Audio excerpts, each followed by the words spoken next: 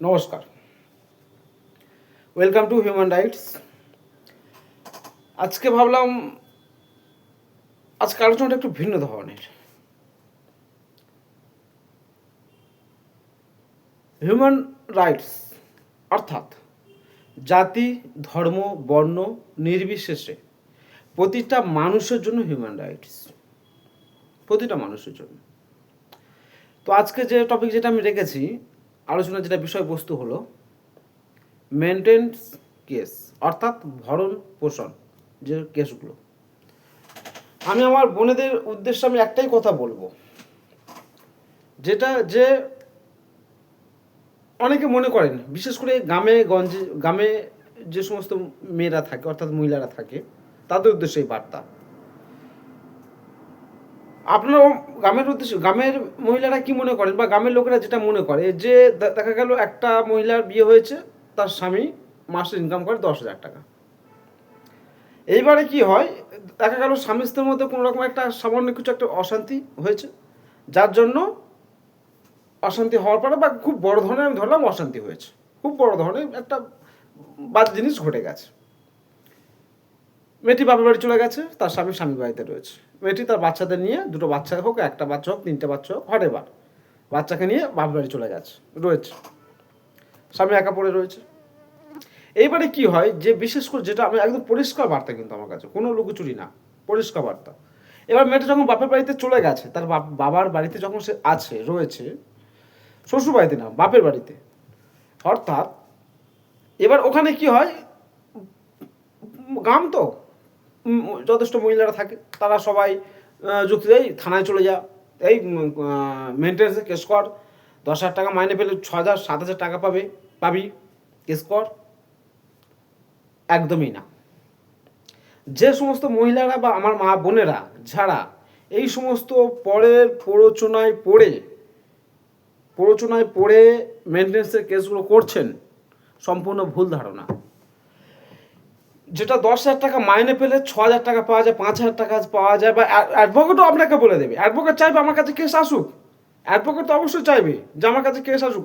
একে যদি একটা কেস করিয়ে দেওয়া যায়, ও 3 মাস হোক 4 মাস অন্তর অন্তর এসে আমাকে 500 টাকা করে দিয়ে যাবে, অ্যাডভোকেট তো চাইবে। কিন্তু এই যে ধারণাটা যে 6,000 7,000 টাকা পাওয়া যায়, এটা সম্পূর্ণ ভুল। একটা বাড়ির পুরুষ মানুষ যদি 20,000 টাকা, আমি ধরলাম 20,000 টাকা ইনকাম করে, 20,000 টাকা, তার 25% পাবে। 25% 20-কে 4 দিয়ে ভাগ করুন, 25% পাবে, 25%। অর্থাৎ 20-কে যদি 4 দিয়ে ভাগ করা হয়, 5,000 টাকা, 4 5 20, 5,000 টাকা পাবে। 10,000 টাকা যদি কোনো পুরুষ মানুষ ইনকাম করে পার মান্থ, তাহলে কী হবে, সেই মহিলা মেনটেন্স কেস করার পর যদি কোর্ট রায় দেয়, সেক্ষেত্রে মেয়েটি পাবে 2,500 টাকা মেনটেন্স খরচা। তা আমি একটাই বলতে চাই পরিষ্কার কথা, যেটা বক্তব্য, হিউম্যান রাইটসের তরফ থেকে যেটা বক্তব্য, এই সমস্ত প্ররোচনা থেকে বেরিয়ে এসে যাতে সুষ্ঠুভাবে একটা মীমাংসা হয়, তাতে 5টা পাড়ার মান্যগণ্য মানুষকে ডাকুন, আপনার শ্বশুরবাড়ি যারা রয়েছে তাদেরকে ডাকুন, ডেকে বসে একটা আলোচনার মধ্যে দিয়ে মীমাংসাতে আসুন। কিন্তু আমি বলবো, এই সংসার থেকে বেরিয়ে গিয়ে বাপের বাড়িতে চলে গিয়ে স্বামীর বিরুদ্ধে মেনটেন্স বা ভরণ পোষণের কেস করা, এটা আমি মোটেও সম্মত দেবো না। আমি ধরলাম আপনার স্বামী 10,000 টাকা পার মান্থ ইনকাম করছে, সেটা আপনাকে 2,500 টাকা মাসে 25% যদি দেয়, তাহলে 2,500 টাকা পার মান্থ আপনি পাবেন। অর্থাৎ আমার মা বোনের কথা আমি বলছি, পার মান্থ আপনি 2,500 টাকা পাবেন। 2,500 টাকা আপনার কী হবে, কি খাবেন, কি পড়বেন, আর কি সন্তানের মানুষ করবেন আপনি? অর্থাৎ দেখা গেল মেনটেন্সের কেস যখন শুরু হলো, তখনই দেখা গেল বিষয়টা কি, মেনটেন্সের কেস যখনই শুরু হচ্ছে, তখনই আপনি সঙ্গে আপনার স্বামীর আলাদা অবশ্যই তো হয়ে যাচ্ছেন। ডিভোর্সের প্রসঙ্গটা অন্য প্রসঙ্গ, কিন্তু মেনটেন্সের খরচা কথা বলছি, আমি মেনটেন্স যেটা বলছি। এইবার ব্যাপারটা কি হচ্ছে, আপনার সন্তান তার বাবার কোল ছাড়া হয়ে গেল, মার কাছে আশ্রয় নিয়েছে, সমাজে তাদের 2 দিন পরে সমাজে তাদের কথা শুনতে হবে, ইয়েস আর নো, শুনতে তো হবে যে তোর বাবা তোর মার কাছে নেই, বা তোরা তোদের বাবার সঙ্গে থাকিস না। তো আমি একটাই কথা বলবো, মেনটেন্স এই সমস্ত জিনিসগুলো এই সমস্ত অনেক পরের কথা, যাতে সুষ্ঠুভাবে একটা মীমাংসা করা যায় তার জন্য 5 জনকে নিয়ে বসুন। তারপরেও যদি না হয় দরকার থানাতে জানান, প্রধানকে জানান, আপনার যারা সদস্য রয়েছে বা যারা কাউন্সিলর রয়েছে তাদেরকে জানান।